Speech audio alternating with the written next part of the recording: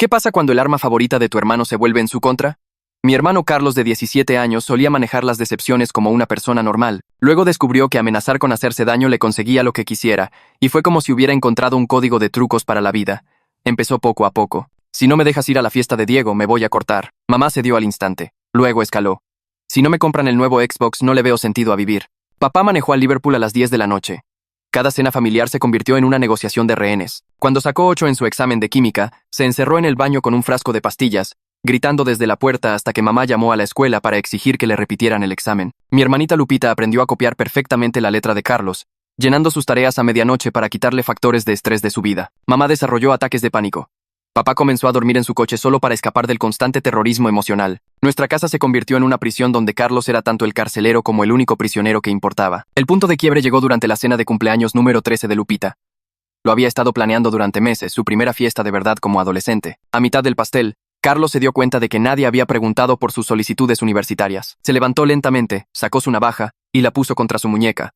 Supongo que a nadie le importa si llego a la universidad. Las amigas de Lupita miraron con horror cómo su cumpleaños se convertía en otro show de Carlos. Por favor, dije, mi voz firme, hoy es el día de Lupita. ¿Podemos hablar de la universidad mañana? Él presionó la navaja más cerca. O podría acabar con esto ahora ya que soy una molestia. Observé cómo Lupita se encogía, su día especial destruido, sus amigas ya textándole a sus papás para que las recogieran temprano. Esa noche, tomé mi decisión. Si Carlos quería usar la salud mental como arma, necesitaba saber cómo se sentía estar del otro lado. Pasé semanas preparándome, investigué su calendario de entrevistas universitarias, practiqué mi actuación frente al espejo. Lo hermoso de la manipulación emocional es que solo funciona con gente que se preocupa por ti. La mañana de la entrevista de Carlos para la UNAM, la que había amenazado con matarse si no conseguía una carta de recomendación perfecta, puse mi plan en acción. Bajé las escaleras con ojos vacíos, movimientos deliberadamente lentos. Salté el desayuno. Cuando Carlos mencionó su entrevista a las 2 de la tarde, solo lo miré sin verlo. Como sea, murmuré. Ya no importará pronto de todos modos. A la 1:30, mientras se vestía con su traje, me encerré en el baño. No con gritos o amenazas, solo un silencio tranquilo y aterrador. Oye, ¿estás bien ahí? Carlos tocó. Molesto. No respondí. Tocó más fuerte. Necesito salir en 15 minutos. Abrí el agua, hice algunos ruidos, luego dejé escapar un sollozo pequeño y quebrado. ¿Qué estás haciendo? Su voz cambió, el pánico arrastrándose. Abre la puerta. Ahora, me quedé en silencio. Golpeó la puerta. Esto no es gracioso. Tengo mi entrevista para el TEC. Hablé a través de la puerta en voz baja. Dile a mamá y papá que lo siento. Ya no puedo más. ¿No puedes qué? Ahora estaba gritando. Abre la maldita puerta.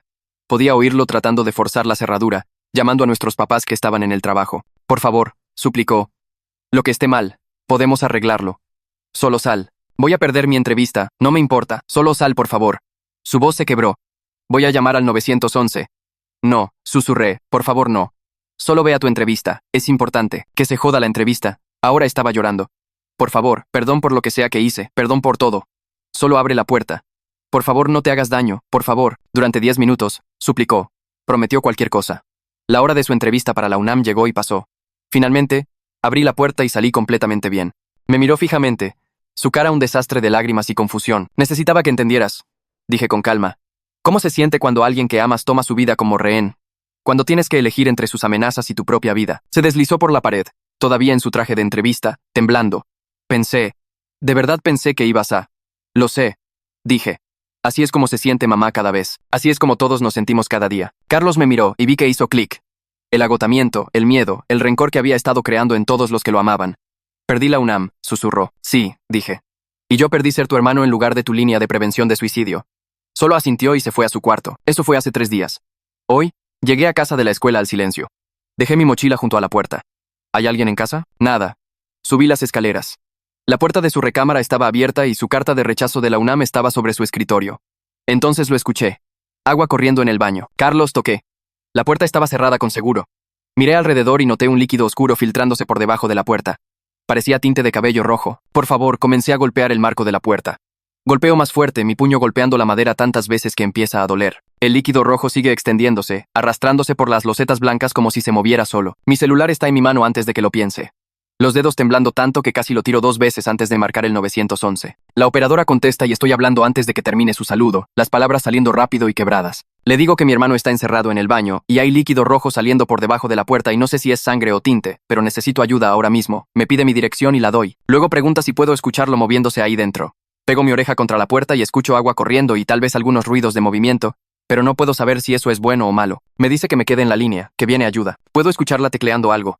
Empieza a hacer preguntas sobre Carlos, sobre su historial, y tengo que explicar que sí, ha amenazado con hacerse daño antes. Sí. Varias veces. Sí. Nuestra familia ha estado lidiando con esto por años. Cada respuesta se siente como traicionar a todos, exponiendo todo lo que hemos mantenido oculto de vecinos y maestros y todos los demás. Pero no puedo dejar de hablar porque, ¿qué tal si me equivoco sobre el tinte? ¿Qué tal si esta vez es real? ¿Qué tal si mi estúpida lección de hace 3 días lo empujó sobre algún borde que no sabía que existía? Las sirenas empiezan lejos y se hacen más fuertes rápido. Escucho a la operadora diciendo que los paramédicos casi llegan. Corro escaleras abajo y abro la puerta principal. Luego corro de vuelta arriba porque no quiero dejar a Carlos solo, incluso con una puerta cerrada entre nosotros. Los paramédicos entran con pasos pesados y equipo que golpea contra las escaleras. Son 2, ambos usando uniformes azul marino. Me preguntan cuál puerta. Señalo y retrocedo, pero uno de ellos pone una mano en mi hombro y me mueve más abajo del pasillo. Tienen esta herramienta de metal que meten en el marco de la puerta y toma tal vez 30 segundos antes de que el seguro se rompa y la puerta se abra. Trato de ver más allá de ellos, pero están bloqueando mi vista completamente. Sus cuerpos llenando la entrada. Uno de ellos le dice algo al otro que no puedo oír. Luego el más alto se voltea y camina hacia mí. Su cara está calmada pero seria, y me dice que Carlos está consciente y hablando. El líquido rojo es tinte de cabello, no sangre. Pero lo llevan al hospital de todos modos por las circunstancias y porque mencioné su historial de amenazas. Siento esta mezcla rara de alivio y confusión y enojo todo a la vez. Alivio porque está vivo. Confusión porque no sé si esto fue otra manipulación o algo diferente. Enojo porque ya no puedo distinguir dónde terminan los problemas reales de Carlos y dónde empiezan sus tácticas de control. Lo sacan en una camilla, aunque camina bien y su cara se ve completamente en blanco, como si estuviera en otro lugar completamente. No me mira cuando pasan junto a mí. Los sigo escaleras abajo y los veo cargarlo en la ambulancia. Las luces parpadeando rojo y azul por nuestro jardín delantero. Algunos vecinos están parados en sus porches mirando. Y sé que esto va a estar en todo el barrio para la noche. Saco mi celular con manos que no dejan de temblar y llamo a mamá primero. Contesta el segundo timbre, y solo digo Carlos y ambulancia y hospital antes de que empiece a gritar en el teléfono. No exactamente palabras. Solo este sonido agudo y asustado que hace que me duela el pecho. Le digo que está vivo, está consciente. Lo llevan al hospital general y cuelga sin decir nada más. Luego llamo a papá al trabajo y contesta con su voz de servicio al cliente hasta que digo lo que pasó. Se queda callado por unos segundos, luego me dice que sale ahora mismo y me ve en el hospital. Su voz suena plana y cansada, como si esperara esta llamada eventualmente. Le mando mensaje a Lupita en la escuela porque no quiero que se entere de la ambulancia por alguien más. Escribo Carlos en el hospital. Está vivo y salgo temprano y lo envío antes de poder pensar mucho en lo que esas palabras le harán a su día. Cada llamada se siente como si estuviera activando bombas en diferentes partes de la vida de nuestra familia.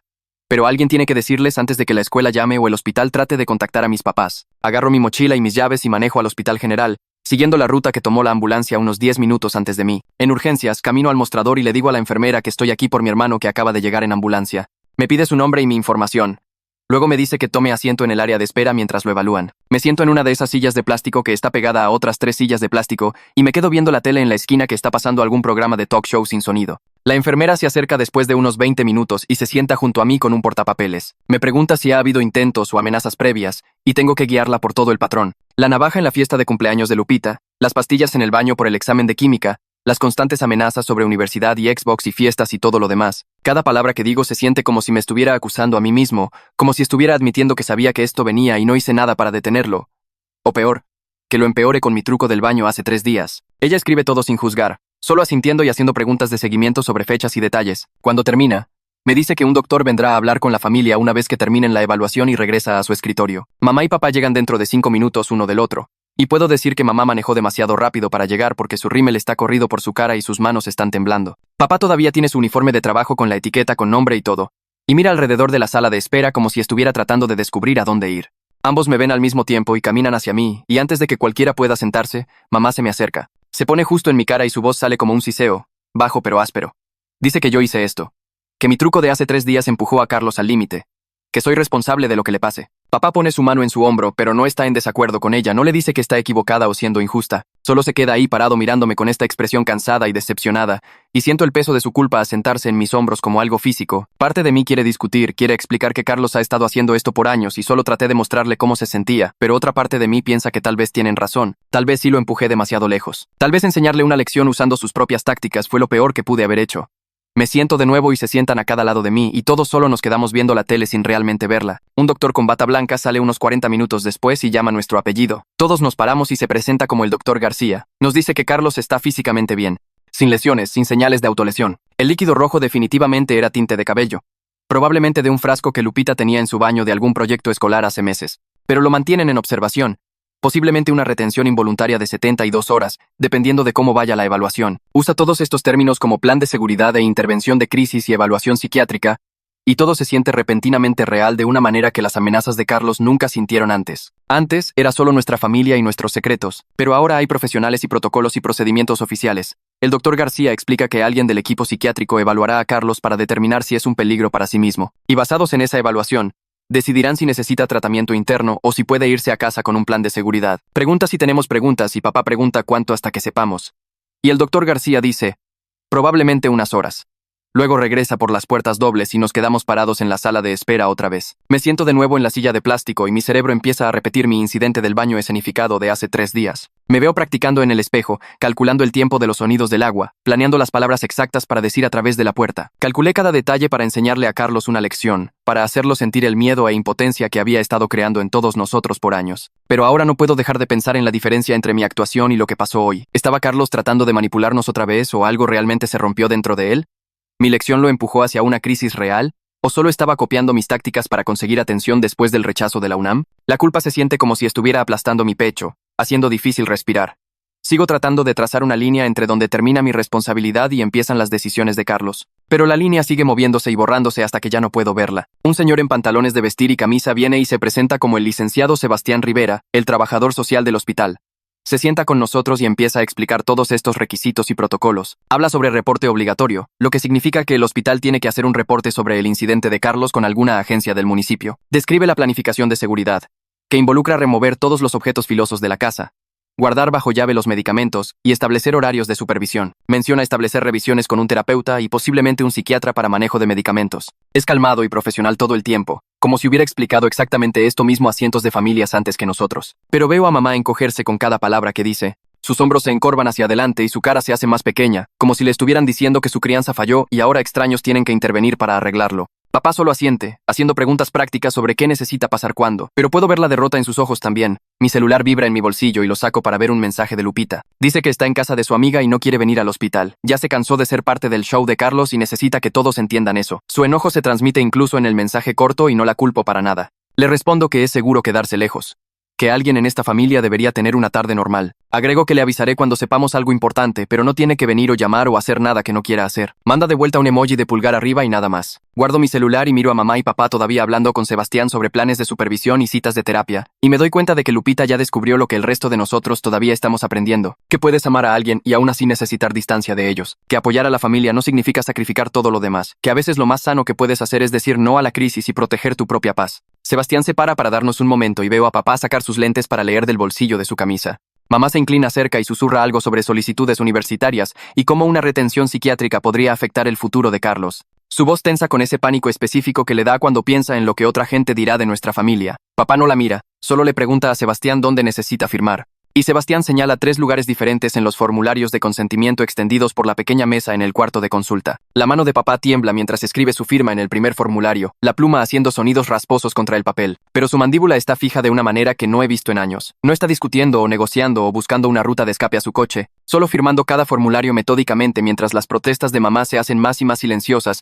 hasta que solo está sentada ahí con sus brazos envueltos alrededor de sí misma. La tercera firma toma más tiempo porque papá se detiene y lee todo el párrafo sobre evaluación psiquiátrica voluntaria y retención involuntaria potencial si la evaluación determina que Carlos es un peligro para sí mismo. Lo firma de todos modos y devuelve el portapapeles a Sebastián, quien asiente y dice que alguien vendrá a buscarnos cuando podamos ver a Carlos. Mamá saca su celular y empieza a textear a alguien, probablemente a su hermana, y puedo ver sus manos temblando mientras teclea. Papá se sienta junto a mí y no hablamos, solo existimos en este espacio raro donde todos estamos procesando que acabamos de poner oficialmente a Carlos en el sistema de salud mental en lugar de manejarlo nosotros mismos como siempre lo hemos hecho antes. 20 minutos después, una enfermera con una placa que dice Kelly viene a buscarme, explicando que Carlos pidió verme primero y están permitiendo breves visitas familiares en el área de observación. La sigo por un pasillo que huele a desinfectante y ansiedad, pasando otras habitaciones con puertas cerradas y el sonido ocasional de alguien llorando o hablando fuerte. Se detiene en una puerta con una ventana y me dice que tengo 10 minutos, que ella estará visible todo el tiempo a través del cristal y que si Carlos muestra signos de angustia, terminará la visita inmediatamente. Asiento y entro para encontrar a Carlos sentado en una cama estrecha con pijama de hospital, su ropa normal doblada en una silla en la esquina. Se ve más pequeño de alguna manera sin su outfit cuidadosamente elegido, solo un chavo de 17 años en algodón azul sin forma con ojeras bajo sus ojos. Ninguno de los dos sabe cómo empezar esta conversación, así que solo nos miramos por unos segundos mientras las luces fluorescentes zumban arriba. Él rompe primero, su voz plana y exhausta cuando finalmente habla, preguntando si estoy feliz ahora que probé mi punto. Las palabras cuelgan entre nosotros como una acusación y una admisión al mismo tiempo. Y quiero discutir que esto no se trataba de ganar o tener razón, pero la respuesta muere en mi garganta porque realmente no sé qué probé. Probé que nuestra familia está rota, que la manipulación genera más manipulación, que soy tan capaz de usar el miedo como arma como él, que ninguno de nosotros sabe cómo ser honestos sin ser crueles. Me siento en la silla de plástico contra la pared y le digo que no estoy feliz, que nunca quise esto. Y se ríe, este sonido amargo que no coincide con su cara exhausta. Dice que yo quería que entendiera cómo se sentía y ahora lo hace. Así que misión cumplida, excepto que ahora está en un cuarto de observación del hospital y yo soy el que puede irse a casa. Trato de explicar que el incidente del tinte no fue lo mismo que mi actuación del baño, que hay una diferencia entre enseñar una lección y tener una crisis real. Pero incluso mientras lo digo, me doy cuenta de qué tan hueco suena. Tal vez no hay diferencia cuando eres la persona del otro lado de la puerta cerrada, cuando eres el que está eligiendo entre creer que la amenaza es real o arriesgarte a estar equivocado. Carlos jala sus rodillas a su pecho y envuelve sus brazos alrededor de ellas, viéndose más joven de lo que ha estado en años, y pregunta ¿qué pasa ahora? Le digo honestamente que no sé, que hay planes de seguridad y terapia y protocolos, y nuestra familia está tratando de descubrir cómo no destruirse entre sí. Asiente lentamente, y la enfermera toca en la ventana, señalando que mi tiempo terminó. Me paro y me muevo hacia la puerta, volteando para ver a Carlos todavía acurrucado en la cama.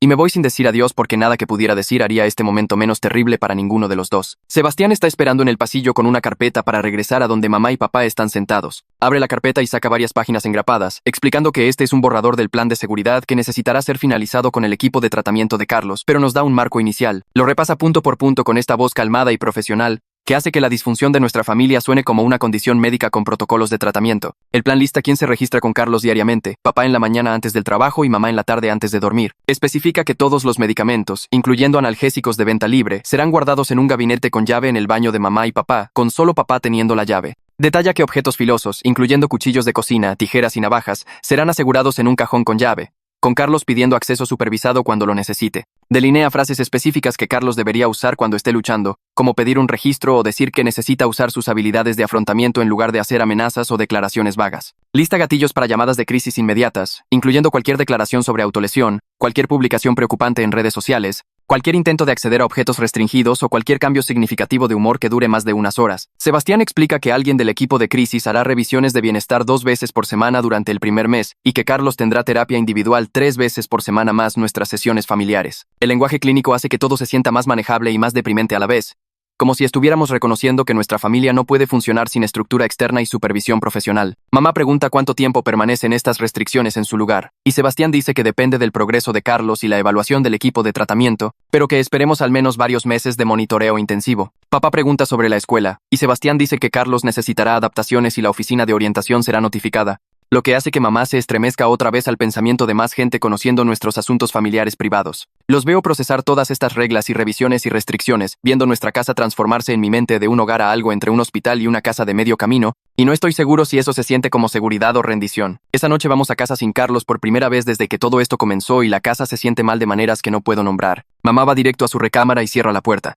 Y la oigo en el teléfono probablemente hablando con su hermana o su amiga Karen, a quien le cuenta todo. Papá calienta sobras en el microondas y comemos parados en la barra de la cocina en silencio, ninguno de nosotros sabiendo qué decir ahora que la crisis inmediata pasó, pero la crisis más grande apenas está comenzando. Después de cenar, subo y paso la puerta abierta de la recámara de Carlos, viendo su carta de rechazo de la UNAM todavía en su escritorio junto a su laptop y una botella de agua medio vacía. Cierro su puerta y voy a mi propia habitación, acostándome en mi cama por primera vez en días sin esa tensión constante de escuchar por sonidos de la habitación de Carlos.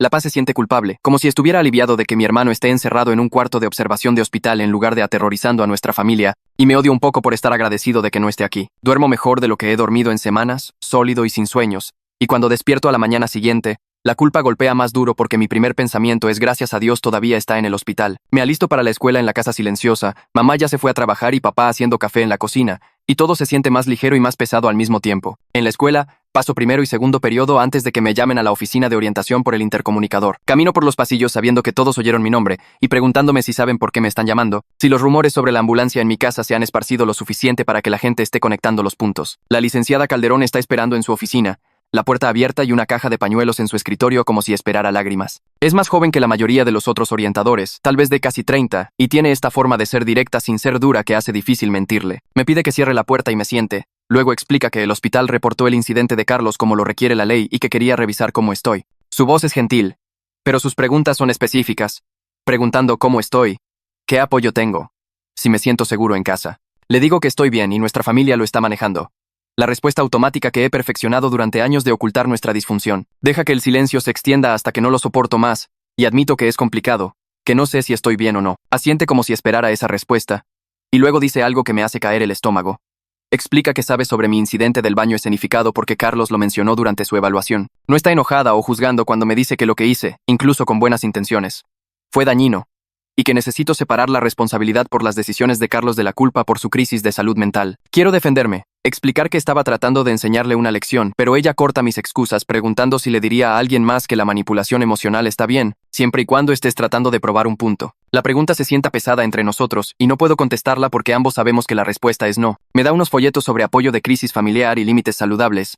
Me dice que su puerta siempre está abierta y me manda de regreso a clase con el tipo de mirada que dice que va a estar revisándome si quiero o no. Paso la hora del almuerzo en la biblioteca en lugar de la cafetería, sacando mi cuaderno y tratando de escribir una carta de impacto a Carlos como sugirió la LIC. Calderón. El primer borrador sale enojado y defensivo, listando todas las formas en que su manipulación ha destruido a nuestra familia y explicando por qué hice lo que hice. Lo leo de vuelta y me doy cuenta de que suena como si todavía estuviera tratando de ganar una discusión en lugar de tomar responsabilidad, así que lo arranco y empiezo otra vez. El segundo borrador es muy disculpón, lleno de perdón y no era mi intención y por favor perdóname, y me hace sonar como si estuviera rogando por absolución en lugar de realmente reconocer el daño. Arrugo ese también y empiezo una tercera vez, tratando de encontrar palabras que sean honestas sin ser crueles, que tomen responsabilidad sin hacer excusas. Escribo sobre estar asustado por años, sobre ver el cumpleaños de Lupita destruido, sobre papá durmiendo en su coche y los ataques de pánico de mamá, sobre sentirme impotente y enojado y desesperado por hacer que Carlos entendiera. Escribo sobre mi incidente del baño escenificado y cómo planeé cada detalle para enseñarle una lección, y cómo siento que mi manipulación se convirtió en parte de su colapso, aunque no puedo separar mis acciones de sus decisiones. El tercer borrador se siente más honesto, pero todavía no sé si le ayuda a él o solo me hace sentir mejor sobre mi culpa.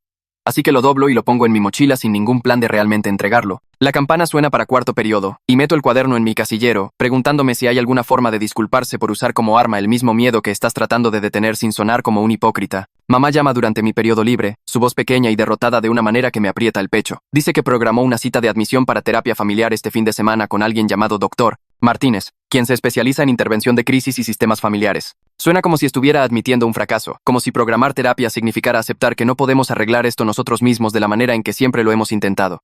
Le digo que eso probablemente es bueno, aunque se siente como rendirse, y hace este sonido pequeño que podría ser acuerdo o podría ser llanto. Me pregunta si vendré a la cita y digo que sí porque, ¿qué más voy a decir? Que estoy cansado de ser parte del equipo de manejo de crisis familiar. ¿Que quiero mi propia vida separada del colapso de Carlos? Me agradece y cuelga rápido como si no pudiera seguir hablando. Y me siento en el salón vacío viendo mi celular y pensando en cómo todos finalmente estamos admitiendo que necesitamos ayuda.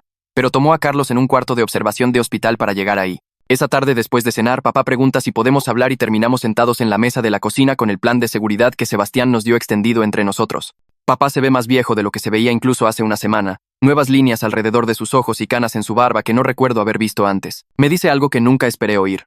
Admite que dormir en el coche no era solo sobre escapar de las amenazas de Carlos, sino sobre su propio miedo de que se rompería y diría algo imperdonable. Su vulnerabilidad me sorprende porque usualmente es el silencioso, el papá que desaparece en lugar de involucrarse, y me doy cuenta de que todos hemos estado actuando nuestros roles en este drama familiar sin admitir qué tan asustados realmente estamos. Explica que su propio padre usaba amenazas y enojo para controlar a su familia cuando papá estaba creciendo y que está aterrado de convertirse en esa persona, de dejar que su frustración se convierta en el tipo de rabia que rompe a la gente. Así que en lugar de arriesgarse a eso, simplemente se iba, dormía en su coche.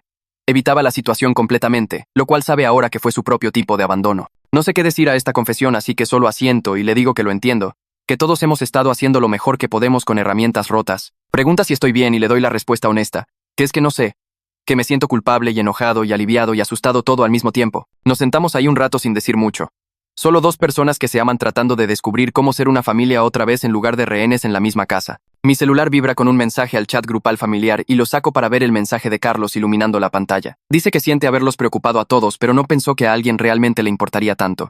Y puedo sentirlo probando las aguas incluso a través del mensaje de texto, tanteando los viejos patrones, viendo si nos apuraremos a asegurarle que por supuesto que nos importa, que haremos lo que sea para mantenerlo seguro, que sus sentimientos son más importantes que la realidad de todos los demás. Veo los 3 puntos aparecer cuando mamá empieza a escribir una respuesta y sé que está a punto de decirle cuánto lo ama y qué tan asustada estaba y cómo nada importa excepto que él esté bien. Es el mismo guión que hemos seguido por años, la respuesta emocional inmediata que le dice a Carlos que su manipulación funciona, que amenazar con autolesionarse le consigue la atención y seguridad que quiere. Escribo mi respuesta antes de que mamá pueda mandar la suya, manteniéndola simple y con límites de la manera que Sebastián dijo que deberíamos. Le digo a Carlos que me alegra que esté recibiendo ayuda y hablaremos más cuando llegue a casa. Nada sobre qué tan asustado estaba o cuánto me importa o ninguno de los anzuelos emocionales que está pescando. Le doy enviar y veo el indicador de escritura de mamá detenerse. La veo mirar su celular y luego alcanzarlo para llamar a Carlos privadamente como siempre lo hace. La mano de papá se mueve más rápido de lo que espero, tomando gentilmente su celular y recordándole que los trabajadores sociales dijeron mantener la comunicación consistente y no dejarse jalar en ciclos de seguridad individuales. Mamá lo mira con esta expresión de dolor y confusión como si él estuviera siendo cruel al detenerla de consolar a su hijo, pero papá se mantiene firme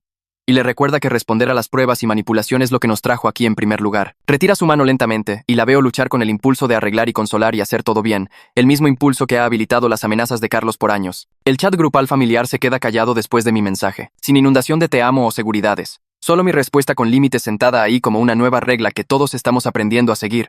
Mi celular vibra otra vez y lo saco esperando otro mensaje del grupo familiar, pero es un mensaje separado de Lupita. Dice que no va a visitar a Carlos en el hospital y no quiere que nadie la haga sentir mal al respecto, que necesita espacio del constante modo emergencia de Carlos. Lo leo 2 veces y siento alivio de que al menos una persona en esta familia está poniendo límites en lugar de apurarse a arreglar todo. Le respondo que es completamente justo y no le debe a nadie perdón o apoyo ahora mismo, que cuidarse importa más que actuar unidad familiar. Manda de vuelta un emoji de corazón y las palabras gracias por entender, y guardo el mensaje porque se siente como prueba de que alguien entiende que no podemos seguir sacrificándonos en el altar de las crisis de Carlos. Mamá mira mi celular y pregunta si fue Lupita y le digo que sí, que Lupita se está quedando con su amiga esta noche y necesita algo de espacio. La cara de mamá se desmorona y alcanza su celular para llamar a Lupita directamente, pero papá intercepta su mano otra vez y le recuerda que presionar a Lupita ahora solo hará las cosas peor. A la mañana siguiente recibimos una llamada del hospital diciendo que hay una junta familiar con el equipo de tratamiento de Carlos a las 2 y todos necesitan estar ahí. Mamá pasa toda la mañana limpiando la casa como si los terapeutas fueran a inspeccionar nuestro hogar, tallando mostradores y doblando ropa con movimientos bruscos que muestran qué tan cerca está de romperse. Papá toma medio día del trabajo y me recoge de la escuela temprano, ambos silenciosos en el coche mientras manejamos al hospital. Nos encontramos con Sebastián en el pasillo afuera del cuarto de conferencias y explica que el equipo de tratamiento quiere repasar el plan de alta de Carlos y los protocolos de seguridad antes de que llegue a casa. Mamá asiente, pero puedo ver sus manos temblar mientras agarra su bolsa. La junta empieza con presentaciones y el psiquiatra explica el diagnóstico y plan de medicamentos de Carlos usando términos como trastorno de adaptación y contrato de seguridad que hacen que todo suene clínico y manejable. Mamá se sienta perfectamente quieta escuchando cada palabra hasta que el trabajador social empieza a hablar sobre el historial de amenazas y patrones de manipulación en nuestra familia.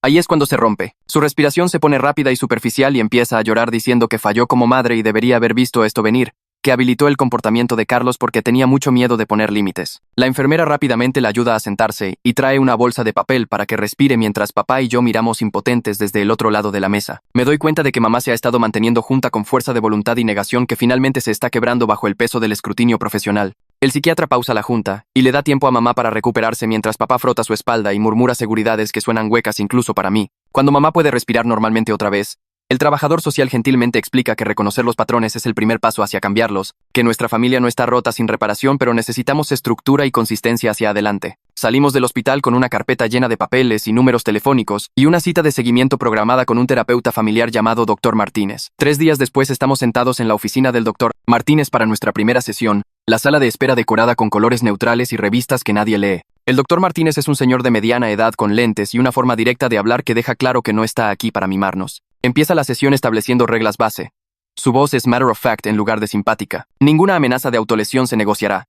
Cualquier amenaza activa el protocolo de seguridad, incluyendo una posible llamada al 911, y las consecuencias por manipulación son claras y consistentes. Trata nuestra disfunción como un problema a resolver en lugar de una tragedia a lamentar, lo cual de alguna manera hace que se sienta más manejable que todo el llanto y pánico que hemos estado haciendo en casa. El doctor Martínez pide a cada uno de nosotros que estemos de acuerdo verbalmente con las reglas base y damos la vuelta por el cuarto diciendo que sí, aunque la voz de mamá tiembla cuando es su turno. Explica que Carlos se unirá a nuestras sesiones una vez que sea dado de alta, pero por ahora necesitamos establecer el sistema familiar al que regresará. Papá pregunta qué pasa si Carlos se niega a seguir las reglas y el doctor Martínez dice con calma que las consecuencias naturales pasan, que no podemos controlar las decisiones de Carlos, pero podemos controlar nuestras respuestas. La sesión termina con tareas para cada uno de nosotros y un recordatorio de que el cambio toma tiempo y consistencia.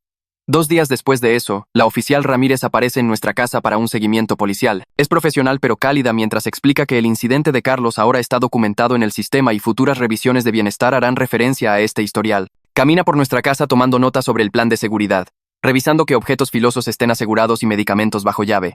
Mamá se estremece cada vez que la oficial Ramírez menciona participación policial o documentación, como si tener policías en nuestra sala hiciera los problemas de nuestra familia oficialmente reales, de una manera que las visitas al hospital no lo hicieron. La oficial Ramírez se sienta en nuestra mesa de cocina y explica cómo funciona el sistema cuando alguien hace amenazas repetidas, que si Carlos llama al 911 o hace declaraciones sobre autolesión en línea, la policía responderá y evaluará la situación. No está tratando de asustarnos, pero es clara de que el comportamiento manipulador tiene consecuencias más allá de nuestra familia, que el sistema toma estas cosas en serio. Papá hace buenas preguntas sobre qué activa una revisión de bienestar y cuáles son nuestros derechos como padres. Y puedo verlo construyendo un marco mental para cómo manejar incidentes futuros. La oficial Ramírez deja su tarjeta en nuestro mostrador y nos dice que llamemos si necesitamos algo. Luego se va en su patrulla mientras nuestros vecinos definitivamente notan. Esa tarde tengo mi sesión individual con la LIC. Calderón en la escuela. He estado temiendo esto porque sé que necesito confesar lo que hice, pero decirlo en voz alta se siente como admitir que soy tan manipulador como Carlos. La LIC. Calderón pregunta cómo estoy con todo y empiezo con lo fácil, hablando sobre el hospital y la terapia familiar y qué tan asustado estaba cuando vi el líquido rojo bajo la puerta. Luego tomo aire y le digo los detalles completos de mi incidente del baño escenificado. Explico cómo practiqué en el espejo y calculé el tiempo para arruinar la entrevista de Carlos. Cómo calculé cada detalle para enseñarle una lección sobre manipulación. La LIC. Calderón escucha sin interrumpir, y cuando termino no endulza su respuesta. Explica que modelé exactamente la manipulación que estaba tratando de detener, que usé las mismas tácticas que Carlos usa, y lo lastimé de la misma manera en que él nos ha estado lastimando. Dice que necesito hacer enmiendas, no solo a Carlos, sino a mí mismo por comprometer mis propios valores.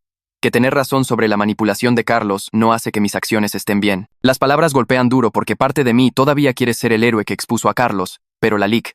Calderón está dejando claro que no lo soy. Me asigna escribir un plan de enmiendas que aborde qué hice mal, cómo dañó a otros y qué haré diferente hacia adelante. Explica que las enmiendas no se tratan de ser perdonados, sino de tomar responsabilidad, que necesito ser dueño de mis decisiones independientemente de si Carlos o alguien más acepta mi disculpa. La tarea se siente pesada pero también aclaradora, como si finalmente me estuvieran haciendo responsable en lugar de ser tratado como el héroe que expuso a Carlos o el villano que lo rompió. Salgo de su oficina con la hoja de tarea y una mezcla rara de alivio y vergüenza. Carlos llega a casa 4 días después bajo el plan de seguridad completo. Papá instaló un candado en el gabinete de medicinas y solo él tiene la llave. Pasamos por la habitación de Carlos y removimos cualquier cosa filosa, incluso sus tijeras y navaja. Su terapeuta lo visita 2 veces por semana y tenemos sesiones familiares cada sábado. La casa se siente diferente con estas estructuras en su lugar. Menos como una prisión y más como una sala de hospital, lo cual es deprimente pero también más seguro que el caos en el que vivíamos antes. Carlos apenas habla cuando cruza la puerta, solo va a su cuarto y cierra la puerta sin azotarla. Esta tarde tenemos nuestra primera cena familiar con Carlos en casa. Mamá hizo pasta porque es fácil y nadie tiene sentimientos fuertes al respecto. Nos sentamos en la mesa y el silencio es incómodo y pesado, todos hiperconscientes de las nuevas reglas y con miedo de decir algo que pueda activar una crisis. Paso el bol de ensalada y Carlos toma un poco sin mirarme. Papá pregunta sobre el día de todos usando su voz cuidadosa y damos respuestas breves que no mencionan la UNAM o universidad o el incidente del baño. El silencio pesado se siente tanto pacífico como sofocante, como si todos estuviéramos aguantando la respiración esperando que algo explote. Terminamos de comer y empezamos a limpiar platos cuando Carlos hace un comentario sobre su tarea. Dice que no le ve el punto a la tarea que su maestro le dio, y las palabras cuelgan en el aire por un segundo. Mamá inmediatamente alcanza su celular para llamar al doctor Martínez según el protocolo de seguridad que acordamos. Carlos retrocede rápido y dice que solo quiso decir que la tarea era aburrida, que no estaba haciendo una amenaza. Lo veo darse cuenta de que los viejos patrones no funcionarán más cuando seguimos el sistema en lugar de nuestro miedo. Mamá baja su celular pero lo mantiene en su mano y le pide a Carlos que aclare qué quiso decir. Él explica la tarea real y por qué parece sin sentido, su voz normal, no cargada de significado oculto. Papá escucha y luego aplica la consecuencia que acordamos en terapia. Le dice a Carlos con calma que amenazas veladas significan que pierde privilegios de celular por 24 horas y tiene registros aumentados, que aunque Carlos aclaró su significado, el comentario cruzó una línea. Para sorpresa de todos, Carlos lo acepta sin escalada. Entrega su celular y asiente, y regresa a su habitación. El límite se sostiene y veo algo cambiar en la postura de papá, como si estuviera recordando cómo ser un padre en lugar de un negociador de rehenes. Nuestra siguiente sesión familiar pasó el sábado en la mañana, todos nosotros sentados en la oficina del doctor Martínez con las mismas sillas incómodas y la misma caja de pañuelos en la mesa lateral. El doctor Martínez empezó preguntando si alguien tenía pensamientos sobre la semana y por un largo minuto nadie dijo nada. Luego Lupita se movió en su silla y aclaró su garganta, sus manos agarrando los descansabrazos tan fuerte que sus nudillos se pusieron blancos. Miró al doctor Martínez en lugar de a cualquiera de nosotros y empezó a hablar sobre su cumpleaños, cómo lo había planeado por meses y escogió decoraciones específicas e invitó amigas con las que realmente quería celebrar. Su voz tembló pero siguió.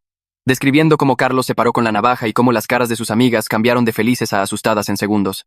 Dijo que se sentía invisible en nuestra familia, como si la única vez que alguien la notaba era cuando estaba ayudando con la crisis de Carlos o quedándose callada para no agregar estrés. Le dijo al doctor Martínez que quería su vida de vuelta, que estaba cansada de ser la niña buena que nunca causa problemas porque siempre había una emergencia de Carlos ocupando todo el oxígeno en la casa. El doctor Martínez asintió y validó todo lo que dijo, pidiéndole que dijera más sobre lo que necesitaba.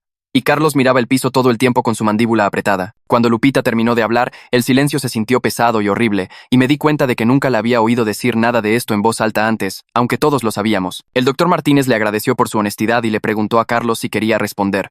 Pero Carlos solo sacudió su cabeza y siguió mirando hacia abajo. La sesión terminó con el doctor Martínez dándonos tareas sobre identificar nuestras necesidades individuales versus necesidades familiares y salimos al estacionamiento sin hablar. Alcancé a Lupita antes de que subiera al coche y le pregunté si podíamos hablar por un minuto.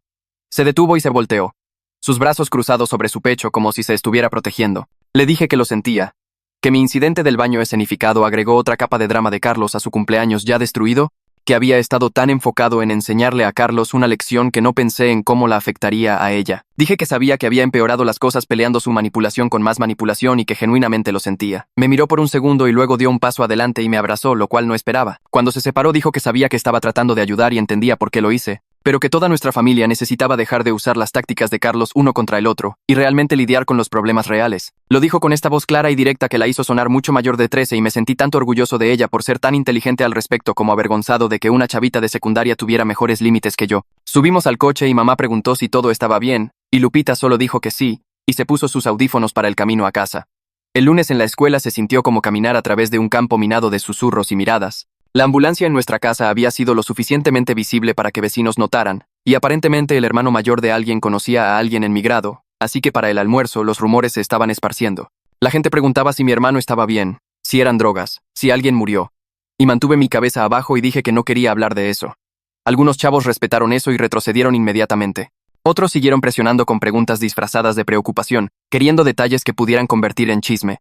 Comí el almuerzo en la biblioteca y evité la cafetería completamente. Mi amigo Jorge me texteó preguntando si necesitaba algo y dijo que estaba disponible si quería hablar pero no presionaría, lo cual me hizo sentir agradecido por amigos que entienden límites. Caminar por los pasillos se sintió como usar la disfunción de mi familia como una cicatriz visible que todos podían ver y señalar. Pasé el día enfocándome en tarea y asignaciones, dejando que el trabajo escolar fuera la única cosa normal que podía controlar. Para cuando la campana final sonó estaba exhausto de mantener todo junto y solo quería ir a casa y esconderme en mi cuarto. Esa semana papá empezó a llegar a casa para la cena cada noche en lugar de trabajar tarde o dormir en su coche. La primera noche que apareció a las 6, realmente revisé el calendario para ver si había olvidado alguna ocasión especial. Ayudó a mamá a poner la mesa y preguntó sobre la tarea de todos como si fuera la cosa más normal del mundo. Después de comer se quedó y ayudó con los trastes, parado en el fregadero junto a mamá mientras hablaban sobre cosas aburridas de papás como listas de súper y facturas. Se sintió revolucionario después de años de él fantasmeando a su propia familia para evitar las amenazas y berrinches de Carlos. Lo mantuvo y papá solo dijo con calma que estaba eligiendo estar en casa porque ahí es donde necesitaba estar. Este pequeño cambio movió algo en la casa,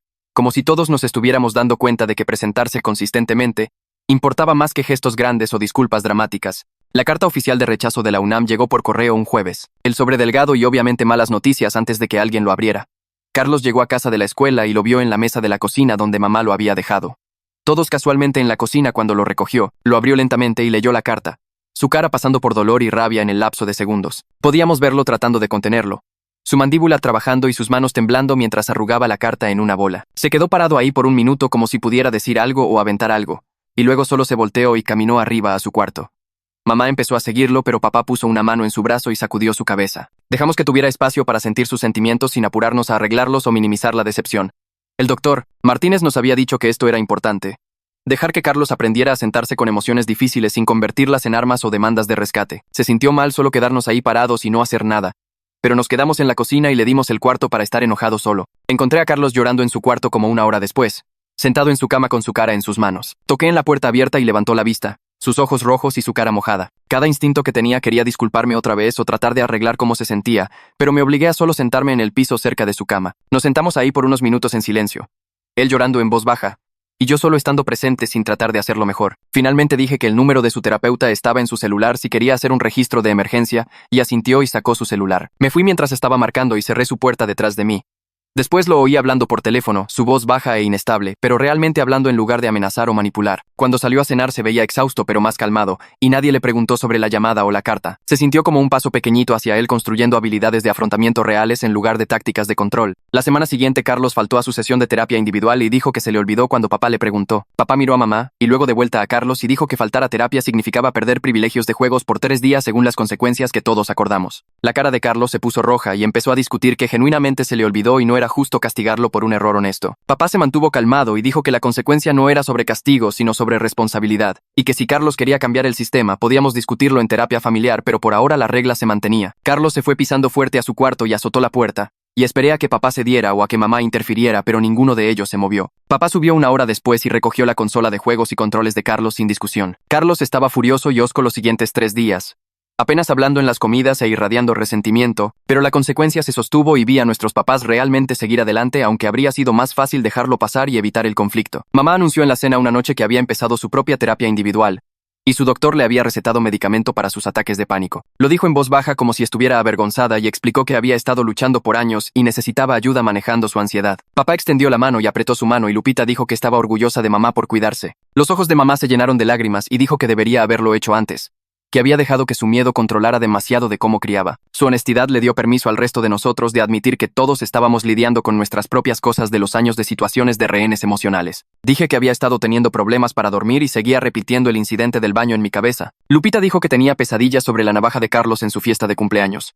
Papá admitió que todavía sentía el impulso de irse cuando las cosas se ponían tensas. Nos sentamos ahí reconociendo nuestro dolor compartido, y se sintió tanto horrible como aliviante decirlo todo en voz alta. Carlos tuvo un ataque de pánico genuino una tarde sobre un borrador de ensayo universitario, su respiración poniéndose rápida e irregular mientras veía su laptop. Sus manos empezaron a temblar e hizo este sonido pequeño de jadeo, y en lugar de amenazar con hacerse daño, llamó a papá. Papá entró a la sala y vio lo que estaba pasando y se sentó junto a Carlos en el sillón. Le pidió a Carlos que respirara con él e hicieron los ejercicios de terapia juntos, papá contando lentamente mientras Carlos trataba de igualar su respiración. Mamá sacó el plan de seguridad del refri, y todos seguimos los pasos con calma, revisando si Carlos necesitaba su contacto de emergencia, o si esto era algo que podíamos manejar en casa. El ataque de pánico pasó después de unos 15 minutos sin amenazas o manipulación, solo un chavo asustado aprendiendo a pedir ayuda sin usar su miedo como arma. Carlos se disculpó después por asustarse, y papá dijo que no había nada por lo cual disculparse, que pedir apoyo era exactamente lo que debería hacer. Todos regresamos a lo que estábamos haciendo y la crisis se sintió manejable en lugar de catastrófica. En nuestra siguiente sesión de terapia familiar,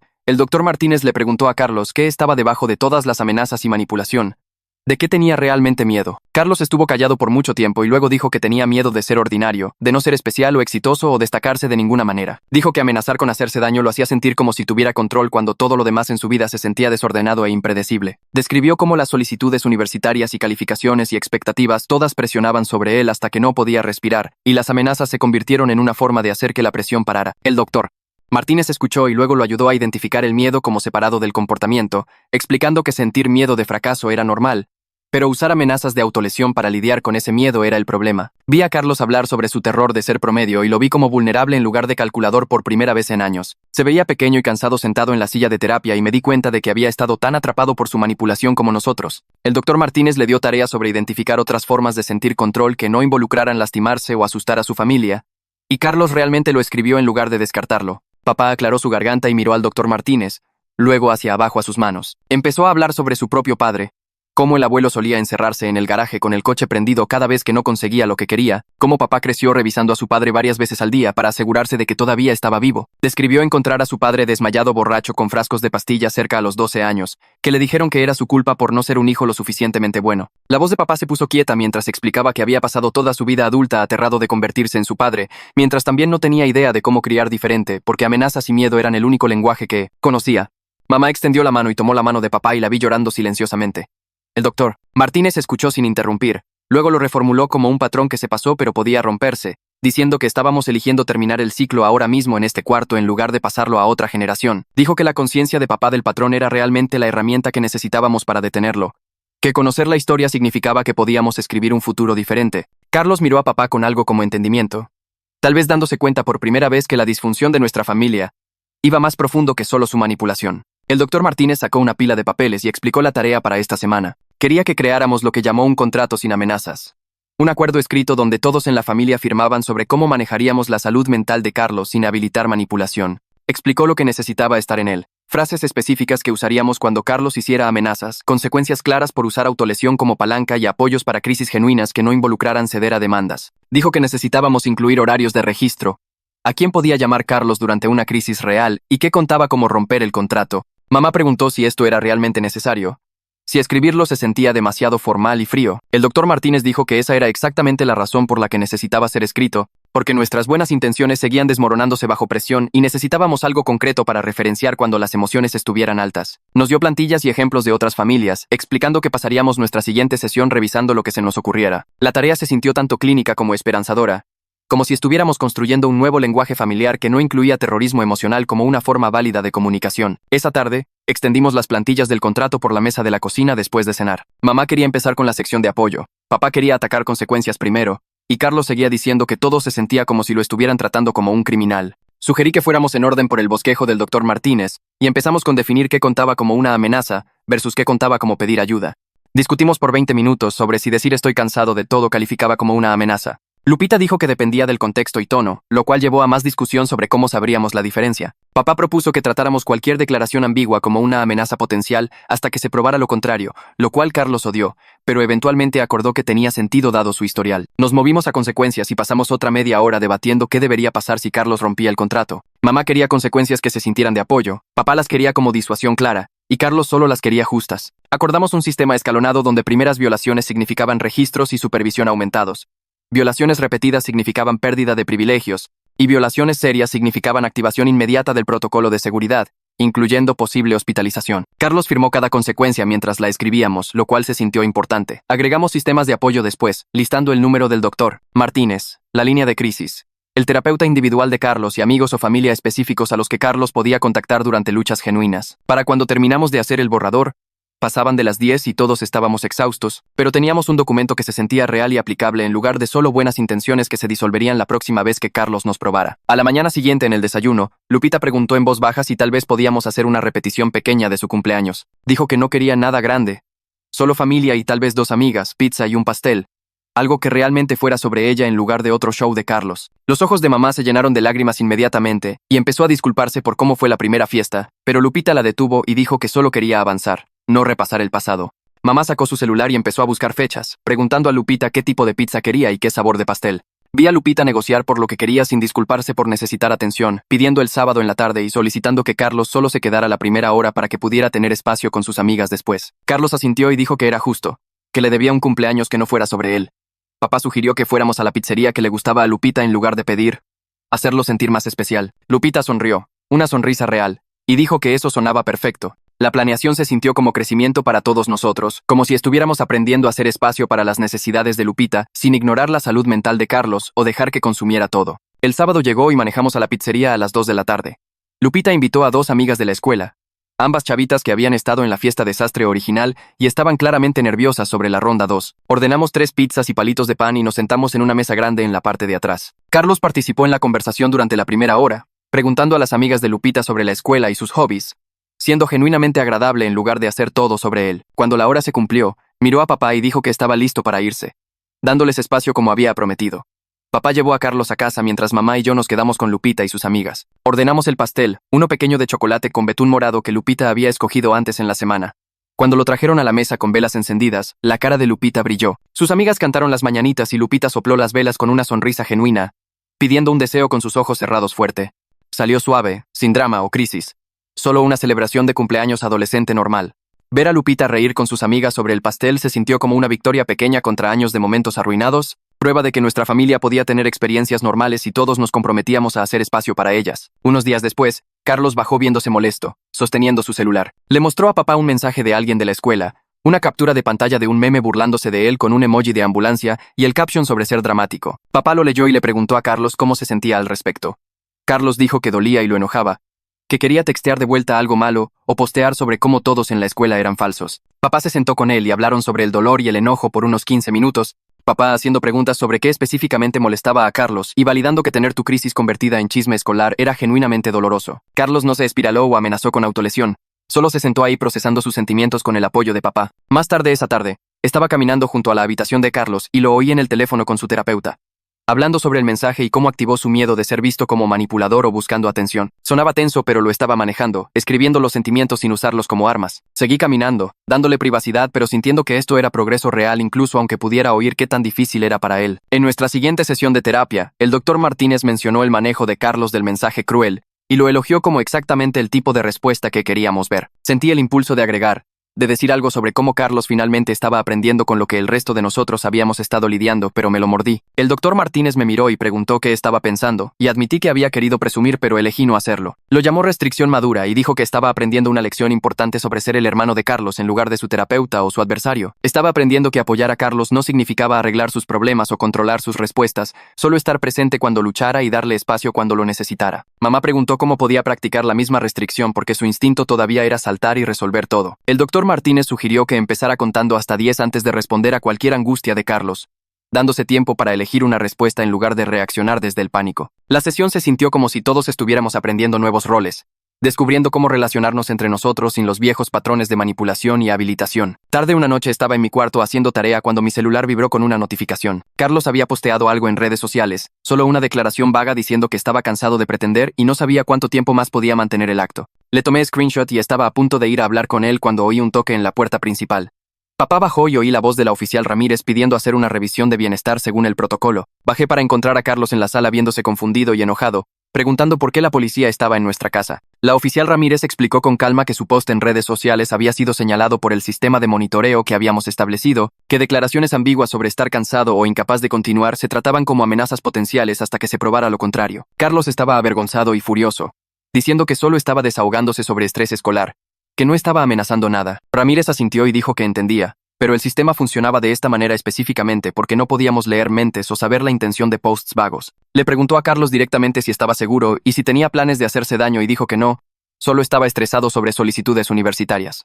La oficial Ramírez se sentó en nuestra mesa de cocina y explicó qué pasa con repetidas falsas alarmas o posts que activan revisiones de bienestar. Explicó que usar mal recursos de emergencia, incluso no intencionalmente a través de posteos vagos, podría resultar en consecuencias legales si se convertía en un patrón. Dijo que el sistema tomaba estas situaciones en serio porque tenían que responder a cada amenaza potencial como si fuera real, y eso significaba tiempo policial, recursos de crisis y protocolos de emergencia siendo activados. Carlos se veía genuinamente sacudido, como si nunca hubiera considerado que sus palabras tenían consecuencias más allá de nuestra familia. Ramírez no fue dura al respecto, solo matter of fact, explicando que posts en redes sociales sobre estar cansado de la vida o incapaz de continuar activaban respuestas obligatorias y que Carlos necesitaba ser más cuidadoso sobre cómo expresaba estrés normal en línea. Dijo que si necesitaba desahogarse, debería textear a su terapeuta o llamar a la línea de crisis, no postear críticamente donde gente preocupada lo reportaría. Vi a Carlos darse cuenta de que la manipulación no solo nos lastimaba, sino que realmente podía meterlo en problemas legales, que el sistema tenía dientes más allá de consecuencias familiares. Después de que la oficial Ramírez se fue, papá sacó el contrato que habíamos hecho el borrador y señaló la sección sobre redes sociales y declaraciones vagas.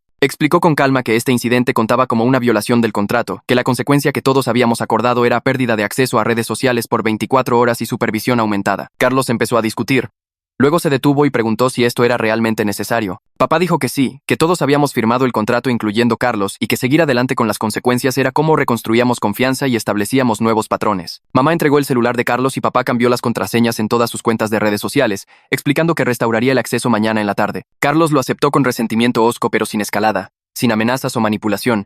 Solo frustración visible que tragó en lugar de usar como arma. Papá se mantuvo calmado y consistente, sin disculparse o suavizar el límite, solo implementando lo que habíamos acordado. La consecuencia se sostuvo aunque fue incómodo para todos, y sentí algo moverse en nuestra casa, como si fuéramos realmente capaces de seguir adelante en lugar de solo hablar sobre cambio. 2 días después estoy sentado en el estacionamiento de la escuela viendo a todos entrar al baile de invierno a través de mi parabrisas, mi celular vibrando con mensajes de amigos preguntando dónde estoy. Les texteo de vuelta que surgió algo con la familia y veo los puntitos aparecer mientras responden con emojis de entendimiento y caritas tristes. Es mi turno del deber de supervisión de Carlos esta noche porque mamá tiene su sesión de terapia y papá está trabajando tarde, lo que significa que estoy atrapado en casa asegurándome de que Carlos no se espiralice por otra carta de rechazo universitario que llegó hoy. El doctor Martínez dijo durante nuestra última sesión que es sano reconocer el costo de apoyar a alguien en crisis, que pretender que el sacrificio no duele solo construye resentimiento que explota después. Así que me dejo sentir enojado por perder el baile, por perder otra noche de vida adolescente normal a las necesidades de Carlos, y no trato de convencerme de que no pasa o hacerlo noble. Manejo a casa, y encuentro a Carlos en el sillón scrollando su celular con la mirada amarga que tiene cuando está tratando de no mostrar que está molesto. Nos sentamos en silencio por un momento y me doy cuenta de que este es el momento para tener la conversación que he estado evitando desde el hospital. Pongo mi celular abajo y me volteo para encararlo. Le digo exactamente lo que hice el día de su entrevista para la UNAM, cómo investigué el tiempo y practiqué mi actuación, y calculé cada detalle para asustarlo de la manera en que nos había estado asustando por años. Explico que estaba equivocado independientemente de mis intenciones, que usar sus propias tácticas contra él solo agregó más manipulación a una situación ya tóxica. Me disculpo sin hacer excusas o esperar que diga que está bien, solo tomando responsabilidad limpia por mis decisiones. Carlos escucha sin interrumpir, su cara pasando por etapas de enojo y dolor y algo que podría ser respeto. Cuando termino asiente lentamente y nos sentamos ahí por un minuto antes de que pregunte cómo se ven realmente las enmiendas, si decir perdón es suficiente o si hay más. Le digo que eso es entre él y la gente que lastimó, que no puedo darle una lista de verificación o hacerlo más fácil. Menciono que tal vez empezar con Lupita importaría ya que pasó años teniendo su vida descarrilada por sus crisis, que su cumpleaños destruido fue solo el ejemplo más visible de un patrón que ha estado pasando desde que era pequeña. Asiente otra vez y puedo verlo procesando que las enmiendas no son una disculpa de una vez que arregla todo, que se trata de presentarse diferente con el tiempo. La siguiente semana Carlos pasa 3 días escribiendo una carta a Lupita, tirando borrador tras borrador hasta que tiene algo real. El doctor Martínez programa una sesión familiar específicamente para que Carlos se la lea con todos presentes. Nos sentamos en la oficina del doctor Martínez en nuestros lugares usuales y Carlos saca la carta con manos temblorosas. Lee lentamente, su voz quebrándose mientras reconoce cómo sus amenazas arruinaron su cumpleaños y la hicieron sentir invisible, cómo convirtió cada momento familiar en una crisis sobre él mismo. Lista ejemplos específicos yendo años atrás y toma responsabilidad sin hacerlo sobre su salud mental o estrés universitario. Lupita escucha con sus brazos cruzados, su cara cuidadosamente neutral. Cuando termina le agradece por la disculpa, pero dice que no está lista para perdonar todavía, que necesita verlo actuar diferente con el tiempo antes de poder confiar en él otra vez. El doctor Martínez apoya su límite completamente mientras también valida el esfuerzo de Carlos, explicando que la responsabilidad no viene con perdón garantizado. Carlos acepta esto con decepción visible pero sin manipulación, solo asintiendo y doblando la carta. Esa misma semana mamá y papá empiezan su propia terapia de pareja con un terapeuta diferente para trabajar en su sociedad de crianza. Llegan a casa de su primera sesión viéndose exhaustos, el tipo de cansado que viene de conversación honesta en lugar de evitar temas difíciles. Papá menciona durante la cena que están aprendiendo cómo han habilitado a Carlos dividiéndose en roles de policía bueno y policía malo, cómo el pánico de mamá y el escape de papá alimentaron el ciclo. Están trabajando en presentar un frente unido y apoyarse entre ellos en lugar de dejar que Carlos los divida. El cambio se muestra en formas pequeñas, como papá respaldando los límites de mamá en lugar de socavarlos, y mamá revisando con papá antes de tomar decisiones sobre el horario de Carlos. 2 semanas después hacemos una repetición apropiada del cumpleaños de Lupita. Nada elaborado, solo cena en su restaurante favorito y una peli después. Carlos viene a la porción de la cena y realmente participa cantando las mañanitas, haciendo un esfuerzo por estar presente sin hacerlo sobre él mismo. Luego papá lo lleva a casa para darle espacio a Lupita para la peli con sus amigas. No es perfecto y todavía hay incomodidad, pero Lupita logra ser el centro de atención sin que crisis o drama interrumpan. Agradece a todos después con felicidad real en su voz, no la gratitud forzada que solía actuar cuando trataba de mantener la paz. Carlos se reúne con su orientadora vocacional la siguiente semana para hablar sobre opciones universitarias que no son universidades de élite. Llega a casa viéndose menos devastado de lo que esperaba, realmente como pensativo. Menciona un programa en la universidad estatal que se enfoca en ciencias ambientales, algo que suena genuinamente interesante para él en lugar de solo prestigioso. Lo veo empezar a separar su valor de validación externa, a considerar qué realmente quiere en lugar de qué se vería mejor. Es un cambio pequeño, pero se siente significativo. En nuestra siguiente sesión de terapia familiar, el doctor Martínez anuncia un plan de reducción. Nos moveremos de sesiones semanales a revisiones mensuales empezando el próximo mes, aunque el protocolo de crisis y planes de seguridad permanecen activos para siempre. El plan se siente como progreso y también como un recordatorio de que estamos manejando una situación crónica en lugar de curarla. El doctor Martínez dice que esto es realista y sano, que esperar que Carlos nunca luche otra vez prepara a todos para el fracaso. Lo que importa es tener sistemas en su lugar para cuando las luchas pasen. Empiezo a trabajar en mis propias solicitudes universitarias con límites más claros sobre distancia. Estoy viendo escuelas dentro de 2 horas de casa, lo suficientemente cerca para ayudar si hay una emergencia real, pero lo suficientemente lejos que no soy la primera llamada para cada turno de supervisión de Carlos. Me siento con mamá y papá para hablar sobre qué significará mi partida para el sistema familiar, cómo necesitarán mantener las estructuras que hemos construido sin hacerme responsable de sostener todo junto. Prometen contratar un supervisor de respaldo y mantener las citas de terapia consistentes. Es una conversación difícil pero necesaria. Una mañana, unas semanas después, todos estamos en el desayuno y se siente casi normal. Lupita y Carlos discuten sobre quién se comió el último pan dulce. Papá hace un chiste terrible sobre el pronóstico del clima. Mamá le recuerda a todos sobre citas con el dentista. No hay amenazas o crisis, solo incomodidad familiar ordinaria y molestias menores. La paz mundana se siente preciosa después de años de caminar sobre cáscaras de huevo, como si hubiéramos ganado el derecho a ser aburridos. Cacho el ojo de papá al otro lado de la mesa y me da un pequeño asentimiento, reconociendo que todavía estamos aquí, todavía intentando, todavía haciendo que funcione una mañana ordinaria a la vez. Ese jueves en la noche, Carlos y yo terminamos en el sillón viendo algún especial de comedia tonto porque no hay nada más y ambos estamos demasiado cansados para subir. El comediante hace un chiste sobre familias siendo como rehenes que desarrollan simpatía por sus captores, y ambos nos reímos exactamente al mismo momento. No es una risa educada o cuidadosa, solo humor genuino y tonto que nos agarra a ambos desprevenidos. Carlos me mira y cacho su mirada y por tal vez 2 minutos somos solo hermanos viendo la tele y carcajeándonos del mismo chiste ridículo. El momento no dura porque nada dura ya. Se levanta a agarrar agua y la distancia cuidadosa se desliza de vuelta entre nosotros como siempre lo hace. Pero sentado ahí solo en el sillón después de que se va, me doy cuenta de que debajo de toda la terapia y planes de seguridad y consecuencias, todavía hay algo que vale la pena conservar. No estamos arreglados y tal vez nunca lo estaremos, pero tampoco estamos completamente rotos. A la mañana siguiente, papá me atrapa antes de la escuela y sugiere que hagamos una revisión final del sistema juntos. Caminamos por la casa como si estuviéramos haciendo un simulacro de incendio. Me muestra el número directo de la orientadora guardado en su celular con una estrella junto a él. Los números de línea de crisis están pegados en el interior del gabinete de la cocina donde cualquiera puede verlos, pero no están gritándole a los visitantes. Revisamos el gabinete de medicinas en el pasillo y todavía está cerrado con llave con solo papá teniendo la llave. Lo abre para mostrarme que las recetas de Carlos están organizadas por día con una tabla rastreando cuándo se toman las dosis. El inventario de objetos filosos está en un cajón con llave en el garaje. Todo desde cuchillos de cocina hasta cúteres contabilizados y asegurados. Terminamos en la cocina donde el contrato familiar cuelga en el refri bajo un imán.